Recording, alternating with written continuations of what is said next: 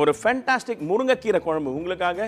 முருங்கைக்கீரையில நிறைய health benefits இருக்கு. அதை வச்சு ஒரு ட்ரெடிஷ்னல் கீரை குழம்பு எப்படி செய்யறதுன்னு பார்க்கலாமா? குக்கர்ல 1 கப் துவரம்பருப்பை வாஷ் பண்ணி 1/2 டீஸ்பூன் மஞ்சத்தூள், 3 பல்லு பூண்டு, 1 தக்காளி, 1 டீஸ்பூன் எண்ணெய் சேர்த்து 2 விசில் விட்டு எடுத்து வச்சுக்கோங்க. இப்போ மிக்சர் ஜார்ல 1/4 மூடி தேங்காய், 1 டீஸ்பூன் மிளகு, சீரகம், 3 வரமிளகாய் சேர்த்து அரைச்சு எடுத்துக்கோங்க. கடாயில 2 டேபிள் ஸ்பூன் நல்லெண்ணெய், 1 டீஸ்பூன் கடுகு, 1/4 டீஸ்பூன் வெந்தயம், 1 டீஸ்பூன் சீரகம், 1/2 டீஸ்பூன் பெருங்காயத்தூள், 2 வரமிளகாய், 1 கொத்து கருவேப்பிலை, 1 பச்சை மிளகாய், 1 கப் சின்ன வெங்காயம், 1 தக்காளி சேர்த்து வதக்கிட்டு அரைச்ச தேங்காவை சேர்த்து அது கூட 1/2 டீஸ்பூன் மஞ்சத்தூள், 1 டேபிள் ஸ்பூன் குழம்பு மிளகாத்தூள், தேவையான உப்பு சேர்த்து கலந்துட்டு கரைச்சி வச்ச புளியை சேர்த்து 2 கொதி வந்ததும் கை நிறைய முருங்கைக்கீரையை சேர்த்து நல்லா வதக்கிட்டு வேக வச்ச பருப்பு 2 கிளாஸ் தண்ணி ஊற்றி 5 நிமிஷம் கொதி வந்ததும் கடைசியா 2 டீஸ்பூன் நல்லெண்ணெய், கொத்தமல்லி தூவி இறக்குனா முருங்கைக்கீரை குழம்பு ரெடி.